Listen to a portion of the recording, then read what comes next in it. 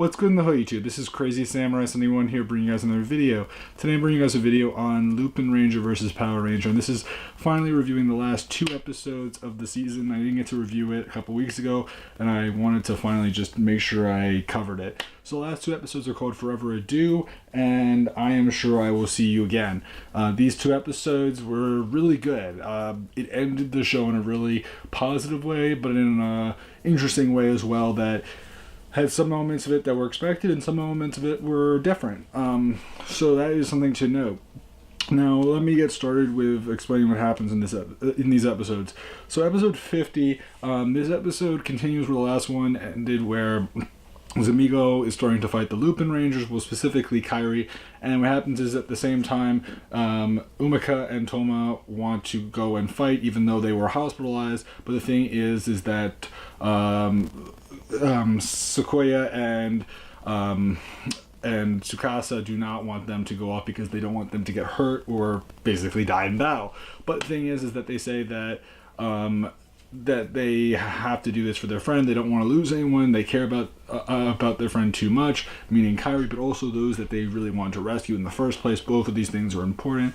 And what happens is that at the same time, we have it where Sequoia feels bad that he couldn't have met Umika 2 years ago, so that he could have helped her sooner and protected her sooner. And yet at the same time, Umika mentions the fact that, but it's better that they didn't know each other, because this none of this would have happened. You know, they wouldn't have grown to like each other and care for each other as much as they did.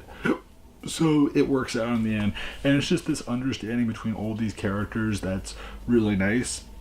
And then on top of that, what does end up happening is that they are given their versus changers, even though they really aren't recommended to do it, but they do it because they understand each other. There's this connection, there's this understanding, and they end up saying to each other that I want you to come back alive, and they each share that same sentiment with each other, that they want each other to come back alive. So anyway, what does end up happening is that following this moment, that then they end up joining Kairi in battle. We end up seeing all that happen. At the same time, the Power Rangers are doing their own battle against the Granio and the Porterman. So we see these 2 battles happening from 2 different perspectives. The Lupinrangers, they use the Victory Striker, and we also get to see Siren Striker because Noelle does join in the battle. So all that goes well. Eventually, what that does end up happening is that the Power Rangers end up not doing as well against Granio as they need to, and so they end up landing into their battle as they are Pato and Ugu at this point. And what happens is that suddenly Zamigo is still not he's battling them and all that. And what we do end up seeing is that eventually Zamigo wants to go inside of Granio's safe so that he could be in there and have this fight alone with just the Lupinrangers. And so what happens is that Zamigo goes into the safe, and then the 3 Lupinrangers go in as well. And what happens is that the 3 Lupinrangers give up some of their more significant Lupin Collection items, including Victory Striker, Siren Striker. Well, Siren Striker isn't given to them directly, but the Scissors and Blade one is, and also Splash is given to them. Those 3 were given to them, and what happens is that then they travel into there, and we end up seeing this battle between the Lupinrangers fighting against Zamigo. At the same time, the Power Rangers are fighting against Granio, and they have to make sure that they don't destroy Granio, because if they destroy Granio, then what happens is that the Lupinrangers could be destroyed as well. So they have to kind of defeat him to the point where he's basically weakened, where he can't fight back, without actually destroying him altogether, which is a very important detail because of his current situation. So what does end up happening is that we end up seeing these battles happen. Eventually, we end up seeing that Umika and Toma end up doing a major thing, which is where they end up using the trigger machines to, instead of open the safes of Zamigo, they actually close them, because unlike the unlike the dial fighters, those ones are, and this is something we don't actually know about until then, is that the dial fighters are meant to actually open saves. The trigger machines are meant to close saves. And that's something that you would have thought would have been brought up way, way sooner, but it never was. And it makes a lot of sense in a way because we really don't see them ever using the trigger machines ever. So it kind of works that that's how it is. You know what I mean? Because they never ever put them on there.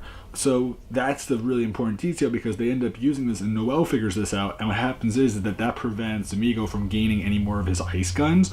So what that allows for is for them to have it where Amigo can't really fight back. And at this point what happens is that Toma and Umika are like frozen over and like they disappear like everyone else that he ends up dealing with.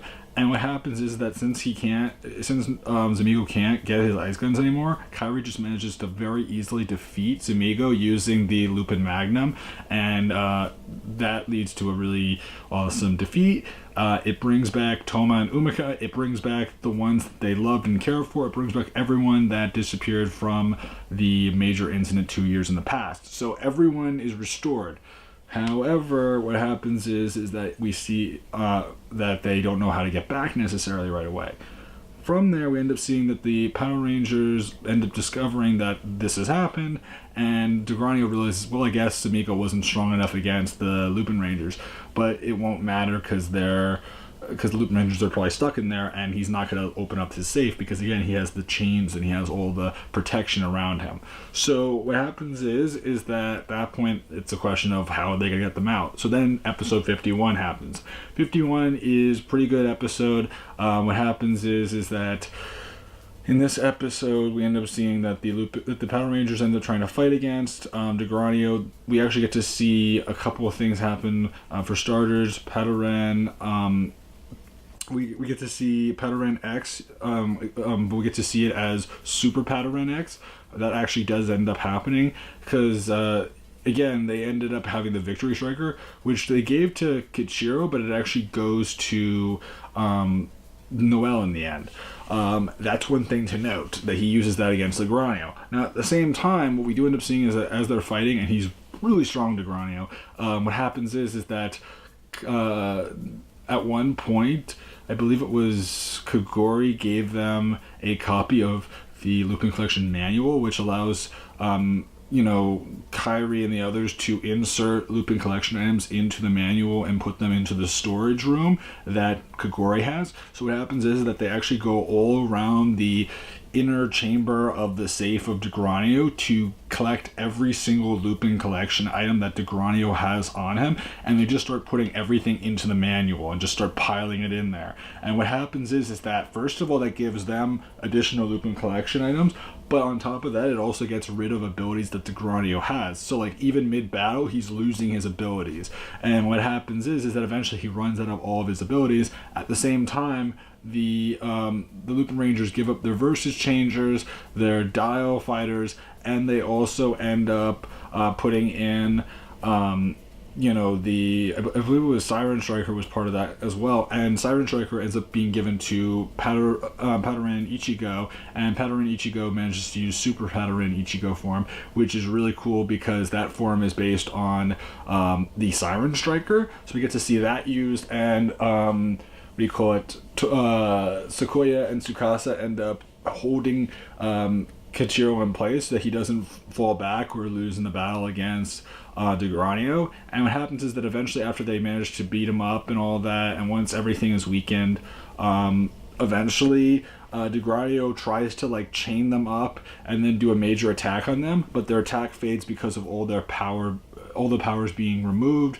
and then being left in a weakened state. So at that point, Degranio is pretty much at his bitter end, and there's an attack that's done against Degranio where he's knocked out, but he's not destroyed. That's one thing that was very unclear as to what was going on there, because there's this moment where you hear the sound of a gun going off, but the thing is that it's never shown as to whether or not he was destroyed. But then it flashes forward to a year in the future where things are different because it's kind of copying what they did at the very beginning of the show, where the Power Rangers weren't popular and the Lupinrangers were popular. But in this case, the Power Rangers are really popular and the Lupinrangers are like unknown right now.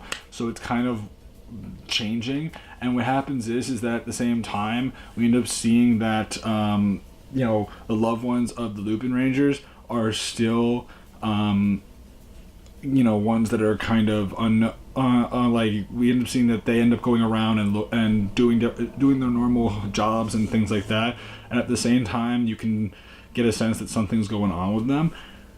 So then what happens is, and also like there are certain images that are shown, but they don't necessarily show the full image in that first setup. But then what happens is that we end up seeing that the Powder Rangers end up getting a distress call because there's a remnant of the Ganglers, because even though DeGranio is pretty much locked up at this point, we actually get to see that he's like locked up to this whole entire chain huge wall that is not something you can easily remove, because it's like this huge mound of solid material that's super strong, and he's old and he's weak at this point. What happens is that they end up having to fight this Gangler, and when the Power Rangers arrive on the scene, the Lupinrangers are there, and the thing is that it's like, wait, how are you guys alive? How did you guys escape?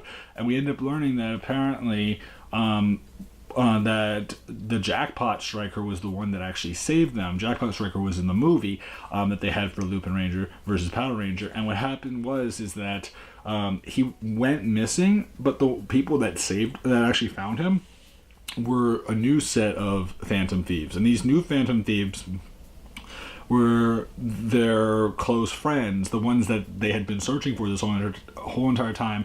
Were picked and chosen by Kagori, and then they were trained by Noel, and they were the ones that set out to collect the Jackpot Striker, which could then take control of the manual, go inside of it, and then use the special ability to open up the safe from inside. And what he does is that he actually allows them to escape, and the Lupinrangers get to meet the ones that they had been fighting to rescue this whole entire time.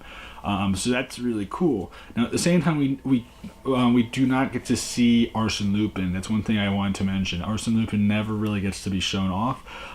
Following this episode, though, following this part of the episode, they rejoice and everything, but then the question is, well, are they going to go back to being Phantom Thieves, or are they going to turn into police officers or something else? And at that point, they're like, well, there's still Lupin collection items, because clearly there's these remnants that still have Lupin collection items. So at this point, they're still fighting each other. And then as well as the fact that the Power Rangers still have the Lupin collection items that they have. So that's important to note as well. It's not like either side has none. It's not like the Ganglers have none anymore, and it's not like the Power Rangers are done. So they basically end up actually redoing what they did in the very first episode, where they were fighting in like a kind of casino bistro, like a casino, nice fancy restaurant kind of place. Although there's not like people everywhere, it's more of a quiet location, but you get the same vibes that the first episode had in this episode. And yet at the same time, they know each other, they understand each other, they care about each other. So there's that connection there. And then from there, the episode pretty much ends. We do see in the preview the handoff, which is something that's been going on since Deca Ranger with Magi Ranger, where there would be like the handoff where something would happen, and then they'd like put hands together, and they and whoever the current season was would trade places with the next season. So in this case, we had to have it where both Lupin Red and Patoranger Ichigo had to put their hands with Real Soul Red. So that's all cool.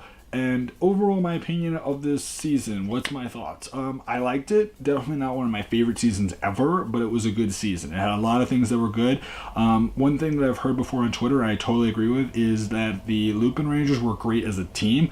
They had great characters when they were together. The Power Rangers were great individually, and that's very accurate, because the Power Rangers really weren't characters that were about a team. Like, they really weren't focused on the team themselves. They were focused on individual characters when they got focus. It really wasn't like a more team-oriented focus. Don't get me wrong, the Lupinranger still got individualized focuses, but their strength came from them as a team. That's really what it was. So it's very different. Very different. As far as things go with the season overall, I thought that the beginning was pretty good. Towards the middle, it got a little worse, and then it got better towards the very end. It was this, this progression where it was going up, and then kind of down, and then kind of up again. That's generally what I would say, because there was a lot of filler story that was put in that, again, I understand it has to do with the fact that they're trying to add more to the Lupin collection items and all that, and that's cool. But in general, it wasn't the most exciting set of villains. A lot of the villains were one-offs, which is not always the greatest thing ever. Again, not the worst thing, but it wasn't like a super, strong story. The story was way more focused on the characters rather than on the story itself. There was story, but it was more like at the ends of each episode there'd be some sort of element that was connecting to a bigger plot. You know what I mean? It wasn't something that was big. Again, there are some loose ends that were left out as well. Like, we never got to see Arsène Lupin reunite with Noelle. That would have been cool to see again. They didn't get all the Lupin collection items, and there wasn't like some wish that would bring back their friends. Instead, Zamigo's death led to them being brought back, so that's a very different thing than what some people might have expected. But at the same time, either way, it's good that they came back, although it would have been cool to see Arsène Lupin because they kept on hinting at him. People were even thinking that maybe Hilltop was going to be Arsène Lupin, but none of that ever happened. And then on top of that, Kagori was a character that kept on seeming like he was going to be really important and he was going to have something bigger. He had moments that were cool, but he never really became someone super big and significant. Those were two characters especially that really never went anywhere. Agent Carter, Hilltop, neither of them really turned into really significant characters per se. It definitely felt like the show was way more focused on the Lupinrangers and the Power Rangers, which is normal, but at the same time, people kept on hinting at the possibility of certain characters having different things happen to them. Like, for example, people were saying that the Power Rangers would have it where Kachiro would maybe switch sides and he'd become a Phantom Thief. That didn't happen. A number of these things were theorized, but none of those things really did happen. It would have been cool to see Arsène Lupin again, as I said before, as a full figure and see what would have happened with him.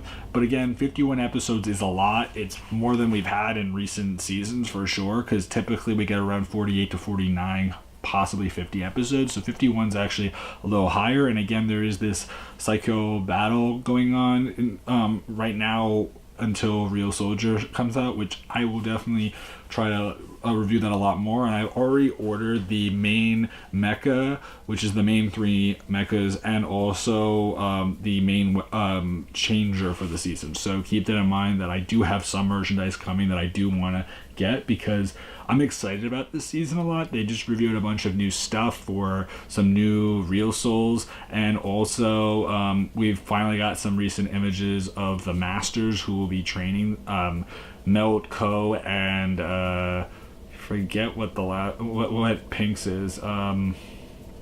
It's the 3 of them, but yeah, I'm looking forward to that, and I'm thinking of doing reviews of the Super Sentai Psycho battle, but I have to look into what I can find right now. So otherwise, that's about it for me, guys. Overall, decent season, not the strongest, but like still pretty good. I mean, it was better in my opinion than Zyuohger and Ninja especially. Zyuohger had its moments that were good though, but in general I think that there were strengths and weaknesses to this season, and definitely one of the weaknesses was the story itself, and probably just the amount of story around the villains. I felt like they could have done more with them, and I felt like there should have been more villains that were more developed out.